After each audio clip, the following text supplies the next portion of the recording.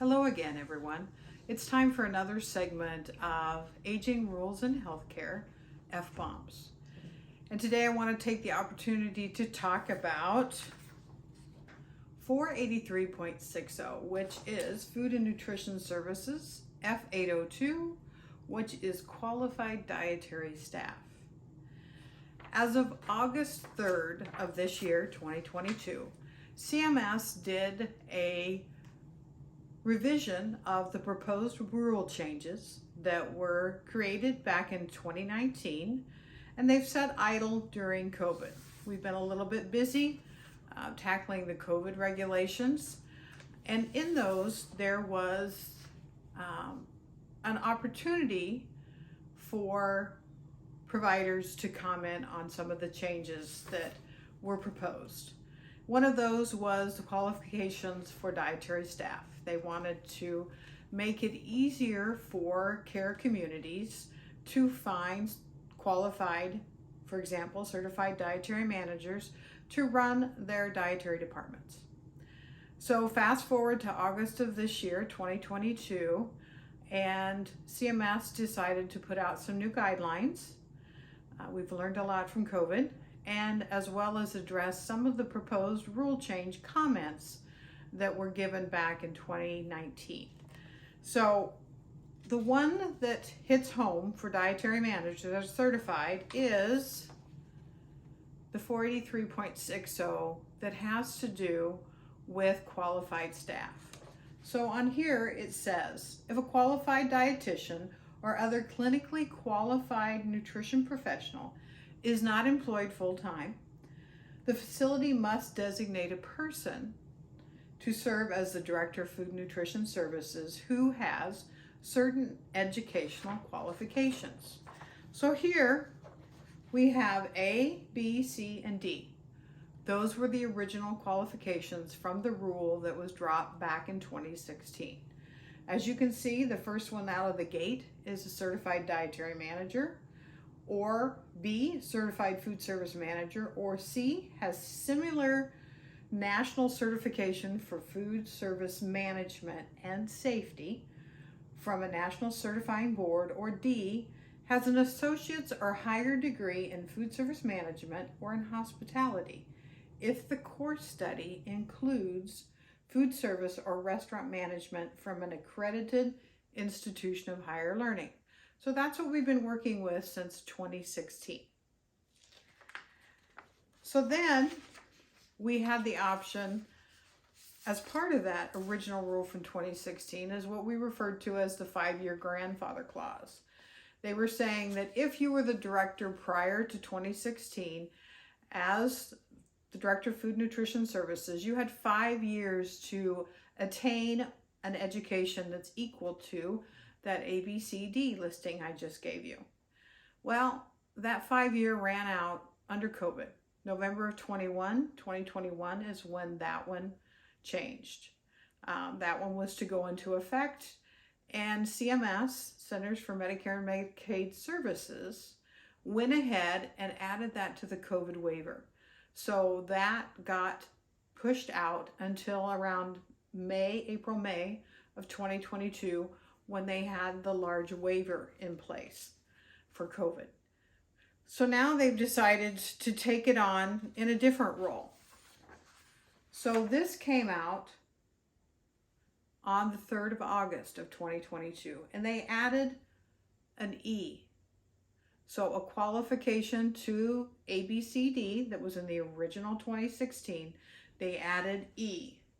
And this one came about as 2 or more years of experience in the position of the Director of Food and Nutrition Services in a nursing facility setting, and has completed a course of study in food safety and management by no later than October 1st of 2023.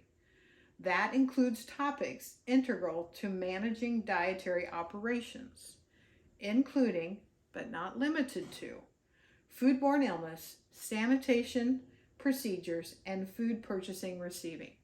So that is the new updated version of F802 and 483.60 Section A, number 2.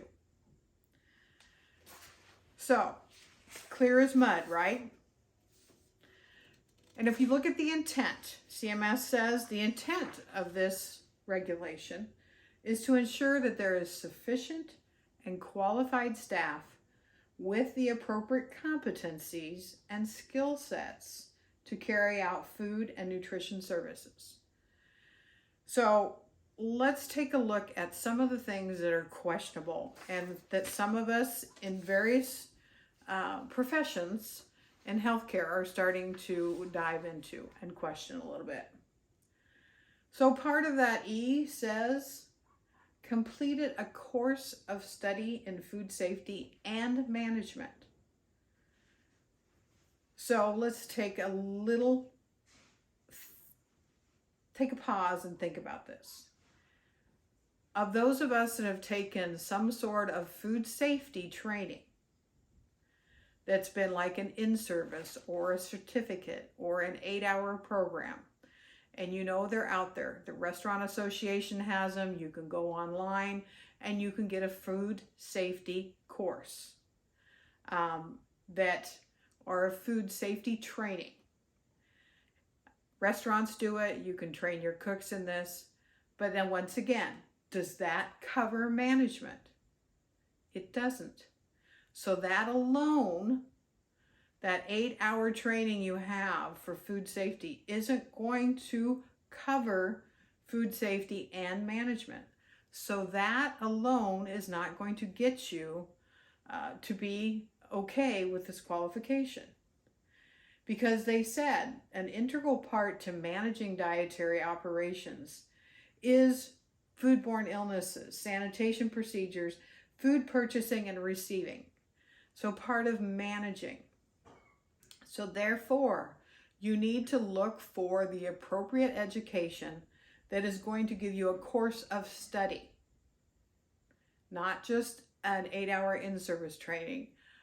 They want a course of study. So that brings to mind what we talked about in those first two, where they said, okay, for A and B, you have the possibility of it being a certified dietary manager, or, as I'm finding my sheet, a certified food protection professional. So, is it going to be enough with ServSafe as a standalone? No, it's not. You're going to need to look for a course of study that is going to give you enough food safety and food management to help you do the job. Now I want to read something else here, and I'm going to grab my iPad for this so that I get it verbatim. So CMS wrote as part of the public comments that their summary is, we believe that maintaining qualified and trained food and nutrition personnel is critical to the health and safety of residents in long-term care facilities. We note that issues with food and nutrition requirements are the third most frequently cited deficiencies in long-term care. We believe that these requirements that we've set forward as of August 3rd, 2020, will help ensure resident safety while also allowing facilities the flexibility to staff accordingly to meet their unique needs and resources. So when we talk about what they decided, so they also wrote, after consideration of the many public comments, we are finalizing our proposal with the following changes. We are withdrawing our proposal to replace the existing qualifications for the Director of Food and Nutrition Services with an experience qualification and a minimum course of study exclusively. So they're revising 483.60, 8.2, Section I, to add experience in the position as one of the ways to qualify for the position of the Director of Food and Nutrition Services. Specifically, an individual who, on the effective date of this final rule, has 2 or more years of experience in the position of Director of Food and Nutrition Services in a nursing facility setting and has completed a course of study in food safety and management by no later than October 1st of 2023. So once again, we need to make sure that you're understanding that they have designated a course of study that includes both food safety and management. So for those of you that are seeking that, take a look at becoming a certified dietary manager. It's the program that's listed first of the A through E options that we now have. It is the only one that has in the scope of practice that we can participate in the care planning process. Thus, if you want to be the well-rounded, come out of the kitchen, certified dietary manager, certified food protection professional, you need that to be able to be part of the care plan team, the interdisciplinary team.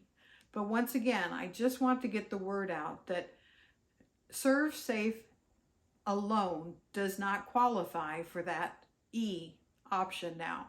It has to be some sort of food safety and management course of study, not just an 8-hour certificate in service training on food safety. That is not going to cut it with this experience.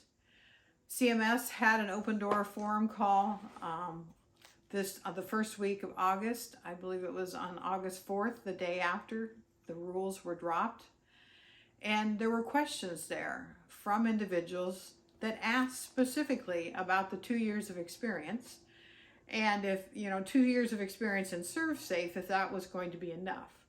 And CMS basically said, you need to look at, it's 2 years of experience as the director, and food safety is one of the qualifiers, but you also have to look at the language that they're referring back to, which designates food safety and management.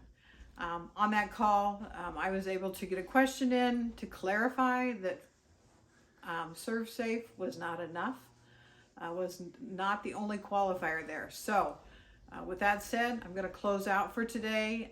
If you have any questions, please feel free to contact me because once again, we need to make sure that we get this and that we're solid in the understanding so that the interpretation is correct.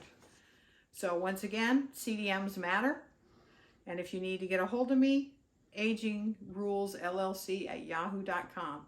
So please bring your questions to me so that we can get it straight from CMS and we get it correct.